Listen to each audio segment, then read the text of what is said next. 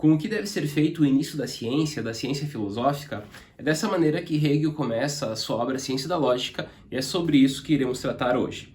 Antes disso, tenho dois convites para vocês. O primeiro convite é do mini curso com certificado, online e gratuito, que irá ocorrer dos dias 14 a 16, sempre às 19 horas, aqui no YouTube.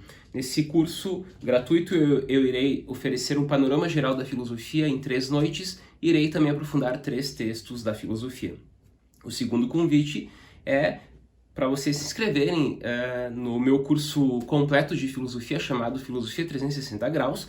Tem o mesmo nome, então nós temos o mini curso dia 14 a 16 e o curso completo que será, as inscrições irão começar no dia 16 às 9 horas da noite. Então, também para receberem todas as informações do curso, valores, enfim, é só clicar no link aqui na descrição do vídeo para receberem todas elas, as informações. Então, pessoal, vamos ao tema desse vídeo. Como eu falei, eu vou hoje propor aqui uma análise do início da obra Ciência da Lógica do Hegel. Eu tenho aqui essas duas traduções em português, né? Tem aí outras traduções também em espanhol, mas eu tenho aqui essa obra aqui que trata de excertos da obra. Então, é o volume único, né? São excertos. E eu tenho essa segunda tradução aqui, a primeira parte dela, né? São 3 volumes. A primeira parte é a doutrina do ser, o volume 2 da essência e o volume 3 do conceito. E eu vou focar basicamente nas primeiras páginas dessa obra, no chamado capítulo sem nome, onde Hegel faz essa pergunta e tenta responder essa pergunta a partir do seu sistema especulativo filosófico. Como farei isso? Sendo um texto curto, destacarei alguns trechinhos desse primeiro momento aqui, desse primeiro capítulo, né? Esse capítulo ficou conhecido como capítulo sem nome, porque Hegel não deu um nome a ele, mas depois aqui nas traduções ele tá com a pergunta mesmo, né? Como deve ser feito o início da ciência? E da ciência aqui, no caso, ciência filosófica. E essa pergunta é fundamental porque muitas vezes nós investigamos filosofia, nós tratamos de objetos filosóficos, mas a gente não faz a pergunta do início, como deveria ser o início. A gente pode partir de qualquer objeto filosófico, a gente pode partir de qualquer conceito e daí desenvolver filosofia. Bom, é sobre isso que Hegel vai falar. Eu passo direto a ele e farei um comentário a partir das palavras dele mesmo. Apenas em época mais recente surgiu a consciência de que há uma dificuldade em encontrar um início na filosofia. Opa, então ele está falando que na época dele, aí para o século XVIII, para o século XIX, nessa virada, surgiu o problema do início da filosofia. Então, claro que esse problema vem desde a origem da filosofia, desde a Grécia Antiga, desde o século VI, V, mas essa preocupação do início, diz Hegel, que é em tempos recentes. O início da filosofia e o fundamento dessa dificuldade, bem como a possibilidade de solucioná-la, foi debatido de modo variado. Então, né, sobre essa dificuldade, sobre esse início, foi debatido de modo variado. O início da filosofia deve ser algo mediado ou algo imediato? Essa já é uma pergunta importantíssima para ele. É fácil mostrar que ele, né, o início, não pode ser nenhum nem outro. E assim ambos os modos de iniciar encontram a sua refutação. Ok, então, e aqui a partir de agora ele vai dar alguns exemplos. Vamos a eles. O princípio de uma filosofia certamente expressa também um início, mas menos um início subjetivo do que um início objetivo, o início de todas as coisas. Então aqui, né, o início objetivo que trata justamente sobre todas as coisas. O princípio é um conteúdo. Depois ele vai falar também do critério, então ele vai falar o princípio enquanto conteúdo, né? Ele vai citar alguns exemplos, depois o princípio enquanto critério, ele vai citar alguns exemplos. Vamos aos exemplos. O princípio é um conteúdo, primeiro tópico, né? De algum modo determinado. Água, nous, ideia, substância, mônada. Então aqui nós temos desde a água, né, do Tales de Mileto, até a mônada do Leibniz, a ideia de Platão, o nous do Plotino, né, o uno de Plotino. Então aqui ele vai citar vários exemplos de vários filósofos que trataram desse início a partir de algo determinado, de um conteúdo mesmo, como água. A gente poderia citar o áperon, a gente poderia citar o número e tantos outros exemplos dos pré-socráticos ou mesmo depois ao longo da filosofia. ou quando se relaciona à natureza do conhecimento e assim deve ser antes um critério. Então, primeiro ele citou o conteúdo, agora ele cita o critério, do que uma determinação objetiva. Por exemplo, o pensar, o intuir, o sentir, o eu, a subjetividade mesma. Então aqui o interesse igualmente se dirige para a determinação do conteúdo. O iniciar enquanto tal, ao contrário, permanece inobservado e indiferente como algo subjetivo, no sentido de um modo casual de introduzir a preleção, assim como também a necessidade da pergunta sobre qual deve ser o início permanece insignificante diante da necessidade do princípio, no qual sozinho parece residir o interesse da questão, o interesse sobre o que seja o verdadeiro, o fundamento absoluto de tudo. Ele começa lançando a pergunta, depois ele dá alguns exemplos, né, a parte tanto de conteúdo como de critério, e ele finaliza com a questão, né, a grande pergunta que fica aqui, que ele vai tentar responder, e ele responde, é sobre o fundamento absoluto de tudo. E obviamente quando nós falamos sobre o fundamento absoluto de tudo, nós temos em mente aqui um sistema filosófico que abarca o todo, que abarca tudo o que existe.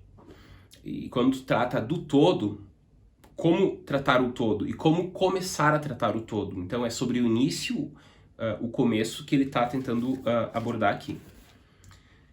Esse é o primeiro ponto, é um texto de algumas páginas, né? Então eu vou destacar apenas alguns trechinhos que ele apresenta. O segundo trecho que eu separei aqui pra gente é o seguinte. Assim, o início tem de ser início absoluto, ou o que é que significa a mesma coisa, início abstrato. O início absoluto é o início abstrato, não é um início com conteúdo, mas é abstrato. Assim, ele não pode pressupor nada, ele não pode ser mediado por meio de nada, nem possuir um fundamento. Esse início, ele é absoluto, ele é abstrato e ele não pode pressupor nada. Porque se esse início pressupuser algo, ele acaba partindo de algo determinado. E ao partir de algo determinado, ele é dogmático, o início. E a filosofia é antidogmática, a filosofia é crítica por natureza. E por ser crítica por natureza, ela não pode cair num dogmatismo no início. Logo, ela não pode pressupor nada, como diz Hegel aqui, né? Assim, ela não pode pressupor nada. Ela não pode ser mediado por meio de nada, nem possuir um fundamento. Ele deve, o início, né, deve antes ser ele mesmo o fundamento da ciência inteira. Ele não pressupõe nada e ele é o fundamento de todo o saber filosófico. E aqui, da ciência inteira, é da ciência filosófica inteira. Ele tem de ser, por conseguinte, né, esse início, pura e simplesmente um imediato, ou antes apenas o imediato mesmo. Assim como ele não pode ter uma determinação diante de outra coisa, do mesmo modo ele não pode também conter nenhuma nele mesmo. Nenhum conteúdo, pois o mesmo seria a diferença e a relação do que é distinto um para com o outro, ou seja, uma mediação. O início é, portanto, o ser puro. Ok, aqui ele já deu a resposta da nossa pergunta, né? A pergunta inicial era como deve ser o início, e aqui ele responde, o início é, portanto, o ser puro. Então a resposta é o ser puro. E o ser puro aqui é totalmente abstrato, é totalmente indeterminado, não é algo determinado, não tem aqui conteúdo, e portanto ele não cai no dogmatismo.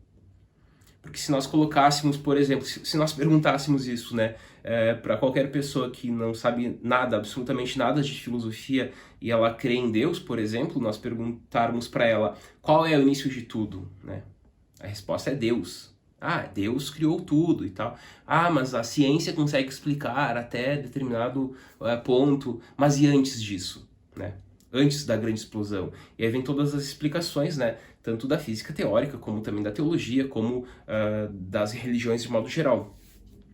Mas se tu colocar Deus, se tu colocar outro conceito filosófico, a mônada, a substância, o nous, a ideia, e aí podemos pegar alguns filósofos que partem desses conceitos, sei lá, o cogito, o eu puro, né, e tantos outros conceitos. O problema disso tudo que eu acabei de citar é que tu já parte de algo. E tu tem que encontrar, segundo Hegel, algo totalmente abstrato, para não cair no dogmatismo. Mas vamos continuar aqui porque ele vai dar mais respostas para a gente a partir do texto mesmo. Então aqui eu separei mais um trechinho, já entrando agora na parte da primeira seção da determinidade, chamada qualidade, né, que é a primeira parte aqui, do início mesmo do livro dele, porque esse texto inicial aqui é uma espécie de introdução ao texto, o chamado capítulo sem nome, né, mas realmente ele começa aqui no primeiro capítulo sobre o ser. E aqui é onde ele vai apresentar em 3 parágrafos curtos, nessa versão de excertos, claro, né? Aqui obviamente é um texto bem mais longo, né? E aqui ele está completo, aqui tem apenas algumas partes da obra, mas para o nosso objetivo aqui do vídeo, esse livro nos basta, por isso que eu estou lendo dessa tradução aqui, não dessa, ambas são ótimas as traduções. Então aqui, se vocês quiserem comprar a obra inteira, indico esses 3 volumes aqui, e somente de excertos essa obra aqui, que eu vou deixar aqui na descrição do vídeo, as referências. Então aqui no início ele começa pelo ser, ele já tinha respondido o início deve ser o ser puro, e agora ele apresenta em 3 parágrafos o ser, e depois mais 2 conceitos que veremos quais. Então eu vou ler aqui o início também para vocês. O ser, puro ser, sem nenhuma determinação ulterior. Em sua imediatidade indeterminada, ele é apenas igual a si mesmo e não desigual diante de um outro. Não possui nenhuma diversidade no interior de si nem para o exterior. Por meio de alguma determinação no conteúdo, que seria nele distinto ou por meio do qual ele poderia ser posto como distinto de um outro, ele não seria apreendido em sua pureza. Ele é a pura indeterminidade e o vazio. Não há nada a intuir nele. Ele é vazio. O ser, que é o ser puro, ele é vazio. Não há nada a intuir nele. Nele não há nada. Opa, como assim? O ser, o nada, ele é vazio. Bom, continuando aqui, né? Caso seja aqui possível falar de intuir. Então não há nada a intuir nele, mas será que é possível falar em intuir? Ou ele é apenas este intuir puro, vazio mesmo? Tampouco é possível pensar algo nele, ou ele é igualmente apenas esse pensar vazio. O ser, o imediato, o indeterminado, é de fato o nada. E nem mais, nem menos do que nada. Então o ser, que é vazio, que é puro, é o próprio nada. Dialeticamente falando, qual é o oposto de ser? É o nada. Mas nós percebemos já que o ser puro é o próprio nada. Então o ser é oposto ao nada e é o nada. Ele é oposto e idêntico. E aqui nós temos a famosa, né, máxima da identidade dos opostos da dialética hegeliana. Os opostos são opostos, né, no primeiro e segundo momento da dialética, o momento do entendimento, que é o primeiro momento, o momento da contradição, que é o segundo momento, mas no terceiro momento, o momento especulativo, eles são idênticos. E aqui ele já está apontando que o ser é oposto ao nada, mas é idêntico ao nada. E aqui ele passa para o segundo parágrafo falando do nada. Nada, o puro nada. Ele é igualdade pura consigo mesmo, vacuidade perfeita, ausência de determinação de conteúdo, indistinção nele mesmo.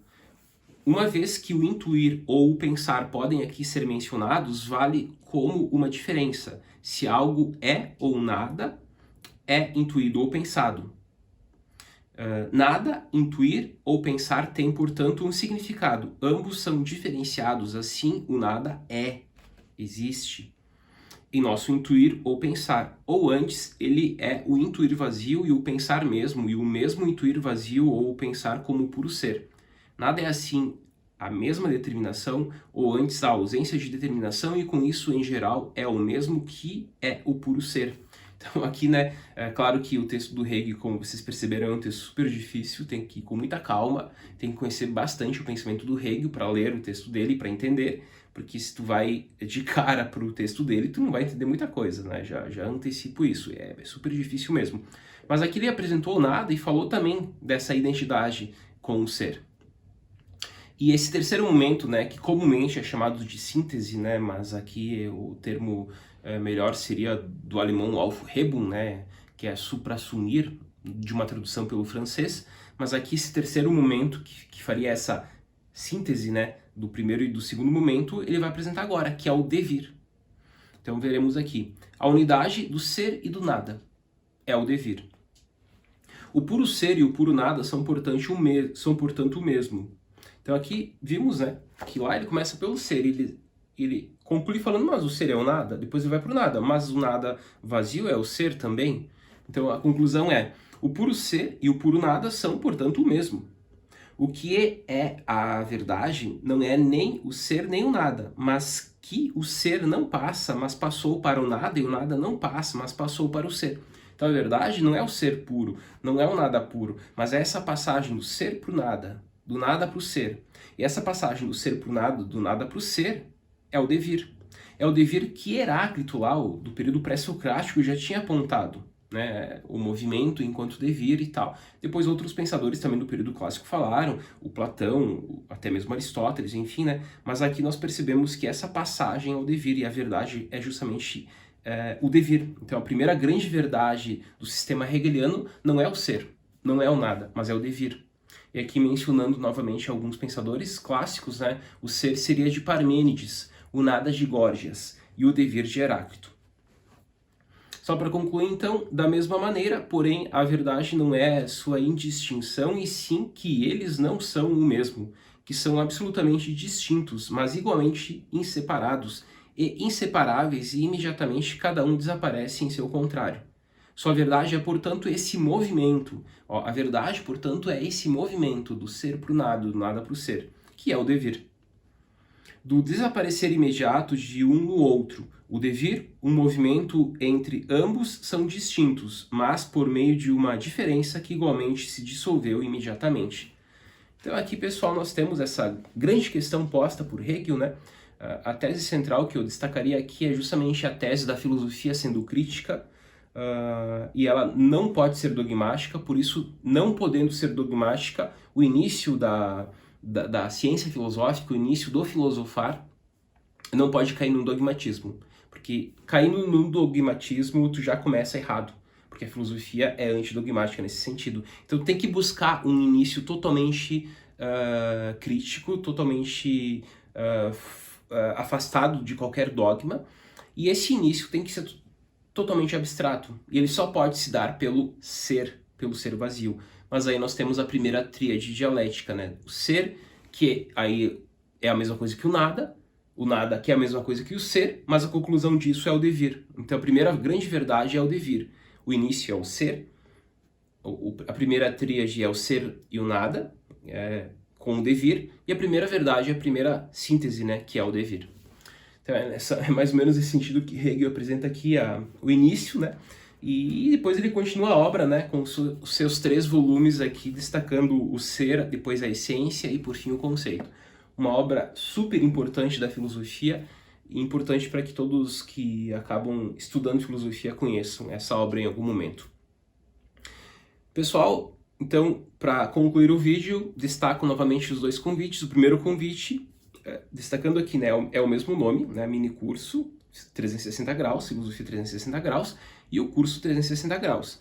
Porém, o mini curso é dia 14 a 16, às 19 horas. Né? Esse é com certificado, será aqui no YouTube. E o curso completo, também chamado Filosofia 360 graus, a abertura das inscrições será no dia 16, às 21 horas.